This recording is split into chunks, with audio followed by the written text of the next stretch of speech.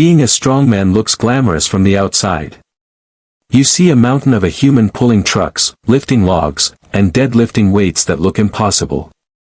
The crowd roars, the cameras flash, and for a moment, it seems like these athletes are gods of strength. But what people don't see is the reality behind the spectacle. The pain, the sacrifice, the punishment that comes with chasing impossible numbers. Strength isn't enough. It never is. Training. Training for strongmen isn't about fitness. It's about destruction. Every session means pushing the body past the point of reason. Joints scream, muscles tear, tendons snap, and yet the bar has to move. Strongmen don't train to feel good, they train to survive the next competition. Hours in the gym, lifting awkward objects, flipping tires, dragging chains. It's not graceful, it's not pretty, it's punishment dressed as progress. The body. Behind every world record lift is a wrecked spine, a quiet limp, and a body screaming for mercy. The price of being the strongest isn't measured in trophies, it's measured in doctor visits, surgeries, and a body that feels 50 years older than it should. Every tendon becomes a ticking time bomb. Every joint is a fragile hinge, one wrong rep away from collapse. Strong men don't walk into old age.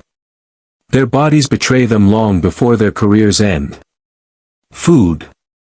The strongman diet isn't about enjoying food, it's about force-feeding survival. 10,000 calories a day, day after day, until eating feels like torture. It's not flavor, it's fuel. Every bite is calculated, every meal is a job. Imagine choking down your 7th meal of the day, not because you're hungry, but because you'll fall apart if you don't. Strong men aren't eating, they're refueling a machine that never stops breaking. The loneliness. Unlike other athletes, strongmen don't train in crowded stadiums or glamorous facilities. Most train in dusty warehouses, away from the spotlight. The pain is private. The tears are private. The sacrifices are invisible. There are no cheering fans when you collapse under the weight in training. There are no cameras when you tape up a torn tendon in the middle of the night. For every moment of applause, there are years of silence. The fame.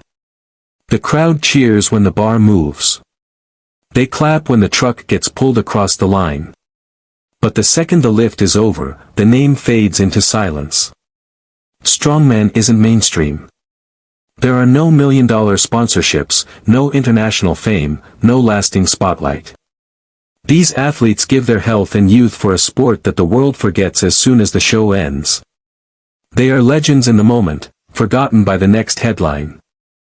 The cost. Unlike football or boxing, strongman doesn't pay. Prize money is small.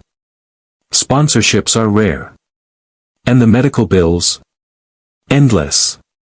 The strongest men in the world can't rely on the sport to support them.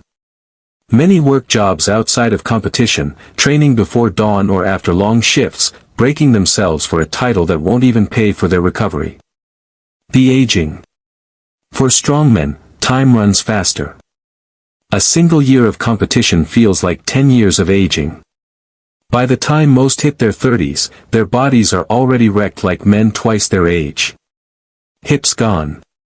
Knees shredded. Backs destroyed. This isn't a sport that lets you retire gracefully.